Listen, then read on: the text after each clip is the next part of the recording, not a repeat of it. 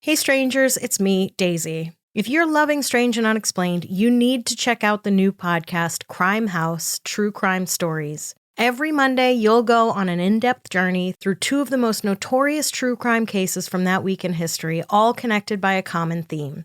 From notorious serial killers to chilling disappearances and tragic murders, Crime House: True Crime Stories is bringing you the defining events that shaped true crime, both past and present. Whether it's the Manson family murders, the kidnapping of Patty Hearst, or the thrilling escape of a man known as the last great train robber, these are stories you don't want to miss. And now I'm excited to share an episode of Crime House: True Crime Stories with you now. Check out the episode. There are some true crime stories out there that we can never forget. Whether it happened yesterday or a century ago, the details stay with us, creating a lasting impression that never fades. On Crime House, the show, those are the stories we're telling. Every Monday, we'll tackle multiple true crime cases from that week in crime history, tied together by a theme. Think of us as your true crime calendar, telling you stories that occurred that week in true crime history. The murder of Gabby Petito, the Elizabeth Smart kidnapping, the Heaven's Gate mass suicide. These are just a few of the unbelievable events we'll be covering on Crime House: The Show. Crime House: The Show is a Crime House original powered by Pave Studios. New episodes drop every Monday. Follow wherever you get your podcasts. Check out this clip.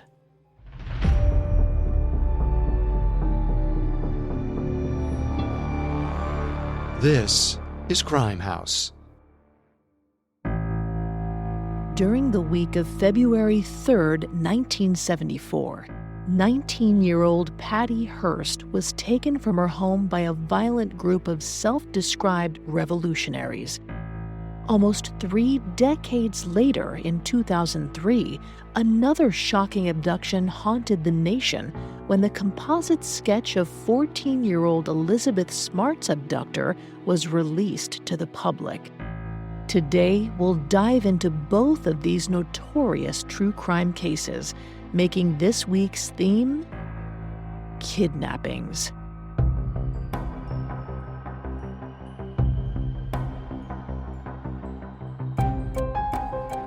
Welcome to Crime House: The Show. I'm Vanessa Richardson. Every Monday, we'll be revisiting notorious crimes from this week in history. From serial killers to mysterious disappearances or murders, every episode will explore 2 true crime cases that share a common theme. Here at Crime House, we know none of this would be possible without you, our community. Please support us by rating, reviewing, and following Crime House: The Show wherever you get your podcasts. And for ad-free and early access to Crime House: The Show, plus exciting bonus content, subscribe to Crime House Plus on Apple Podcasts. Once again, this week's theme is notorious kidnapping cases. We'll start today's episode in 1974, when Patty Hearst was ripped from her life of privilege and taken hostage by a group of radical militants. Then we'll skip forward to 2003, when Elizabeth Smart's parents turned their 14-year-old daughter's kidnapping case on its head by publicly sharing information the police had kept to themselves. Both cases made headlines around the nation, even the world. They were stories of fear, resilience, uncertainty, and changed the way we think about safety forever.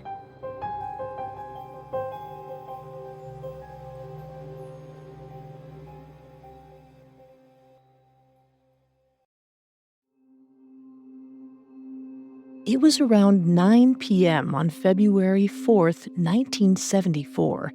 19-year-old college student Patty Hearst was at her apartment in Berkeley, California, with her fiancé, 26-year-old Stephen Weed. As they settled in for the night, there was an unexpected knock on the door. Stephen and Patty found it odd. It was getting late and they weren't expecting anyone. Berkeley was a college town, though. It was entirely possible that it was just a friend dropping by. So Stephen went to answer the door, Patty following behind him. They didn't have a window or peephole to see who it was, so Stephen cracked the door. It was a woman neither of them knew. The stranger claimed she'd accidentally backed her car into theirs and asked if she could use their phone. Patty wasn't happy about that. She turned and headed back towards the living room, leaving Stephen to figure it out. A moment later, there was a loud noise as the woman and two men barged their way into the apartment. They were all carrying weapons. They beat Stephen until he was barely conscious, then tied Patty up and carried her outside. After a brief struggle, they forced her into the trunk of her car and sped away. Patty had no idea what they wanted or where they were taking her, but she was pretty sure she knew why she'd been targeted. Her name. Patty belonged to one of the world's richest and most powerful families. Her grandfather, William Randolph Hearst, was the founder of a vast media empire. The company is still wildly successful today, generating billions of dollars every year. Patty had been raised accordingly, growing up in a mansion outside of San Francisco with her parents and 4 sisters. But even though being a Hearst came with a lot of perks, it also came with a lot of expectations. And Patty wasn't all that interested in following the blueprint her family set out for her. She was a bit of a rebel, pushing against the high society behavior and expectations demanded by her mother, Catherine. And although Patty's father, Randolph, appreciated his daughter's verve, her teachers weren't as amused. Patty quickly wore out her welcome at the various upper-class schools she went to, and by the time she graduated high school, she'd gone to 5 different institutions. Her final one proved to have the biggest impact on her. It was there that she met her soon-to-be fiancé, Steve. Like the rest of Patty's life so far, the match wasn't without controversy. Steve wasn't a fellow student. He was Patty's math teacher and 7 years her elder. Safe to say, Patty's parents didn't approve of their relationship, but she didn't seem to care what her parents thought because she and Steve moved in together and enrolled at nearby UC Berkeley. And then they got engaged in December 1973 when Patty was 19. Even though Randolph and Catherine weren't thrilled, they still printed an engagement announcement in the San Francisco papers. That's where 29-year-old Bill Harris first saw the name Patty Hearst. Bill was a postal worker and member of a Bay Area militant group called the Symbionese Liberation Army, or SLA.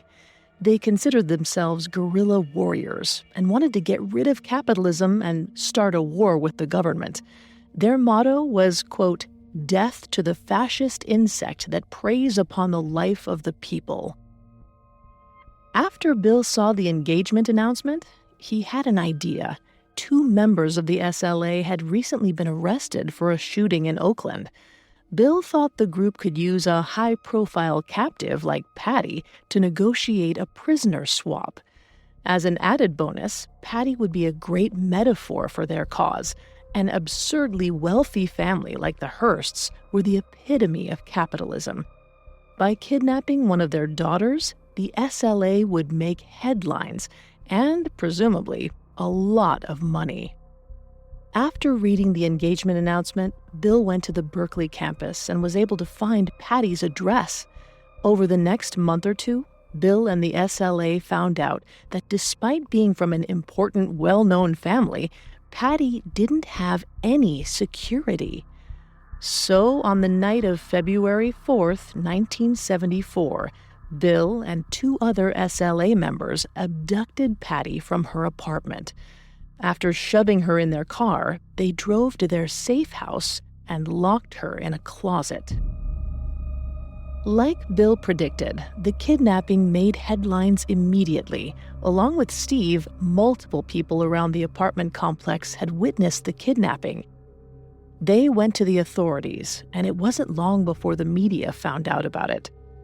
The next day, February 5th, the media converged on the Hearsts' sprawling home outside San Francisco, trying to get a soundbite from her panic-stricken parents.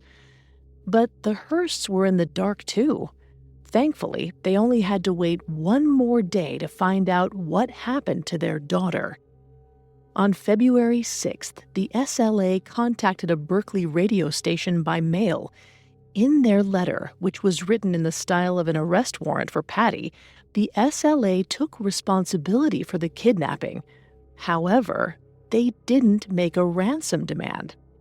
That came 6 days later on February 12th, but the SLA didn't ask for a prisoner swap like they'd initially intended to. They didn't ask for money either, at least not for them. In exchange for Patty's safe return, the SLA wanted the Hearst family to invest millions of dollars into a food program for Americans living in poverty. To prove Patty was safe, the SLA also included a voice message from her via tape. She told her parents that she was okay and urged them to listen to the SLA's demands. Catherine and Randolph were prepared to do as they asked, but the SLA's request was a logistical nightmare.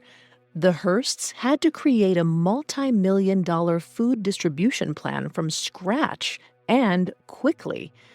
But they were willing to do whatever it took to get their daughter back. And on February 22nd, 10 days after the SLA's request, the Hearsts managed to launch a food giveaway program called People in Need. It was an unmitigated disaster. So many people showed up to the first day of distributions that it descended into riots. Making matters worse, the SLA refused to let Patty go unless things improved. As the Hearsts were trying to organize their program over the next few weeks, the SLA continued to send them recordings from Patty. She didn't sound impressed with their efforts to free her. In one recording from March 1974, she said, quote, "I don't believe that you're doing anything at all." But Catherine and Randolph refused to give up. They managed to smooth things out over the course of the next month. By March 26, 1974, the Hearsts had spent $2 million and given away over 150,000 bags of food. It seemed like this time they'd done enough to secure Patty's release, and it appeared the SLA would honor their word. On April 2nd, almost 2 months after Patty was kidnapped, they promised to send more details about her release within 72 hours. But the following day, the Hearsts received an alarming recording. Apparently, there'd been a change of plans, but not from the SLA. From Patty. In the recording, she called herself Tanya and claimed that she was no longer the SLA's prisoner because she'd joined them. The Hearsts could hardly believe it. Patty had never been very political, and now she was suddenly joining the group that had kidnapped her? It just didn't make sense. They were certain that Patty wasn't in control of the situation. She had to be speaking under duress. But on April 15, 1974, 12 days after they heard that tape, everything changed. That day, 5 armed members of the SLA charged into a bank in San Francisco and stole $10,000. As the group held up the tellers at gunpoint, the bank's surveillance system was recording their every move. When the authorities reviewed the footage, they were shocked to see a familiar face among the robbers. It was the now 20-year-old Patty Hearst. She certainly didn't seem like a captive. Patty was armed with a gun and was a full participant in the heist. In case there were any doubts, she sent out another recording after the robbery. She said she was, quote, a soldier in the People's Army. No matter what her parents believed, Patty's case changed at that moment. All of a sudden, the authorities were less interested in rescuing her and more interested in arresting her. And they were willing to do whatever it took to catch her. Follow Crime House True Crime Stories, a Crime House Studios original, now. New episodes drop every Monday. Again, that's Crime House True Crime Stories. Follow now wherever you get your podcasts. And for early ad-free access, subscribe to Crime House Plus on Apple Podcasts. Follow Crime House True Crime Stories, a Crime House Studios original now. New episodes drop every Monday. Again, that's Crime House True Crime Stories. Follow now wherever you get your podcasts.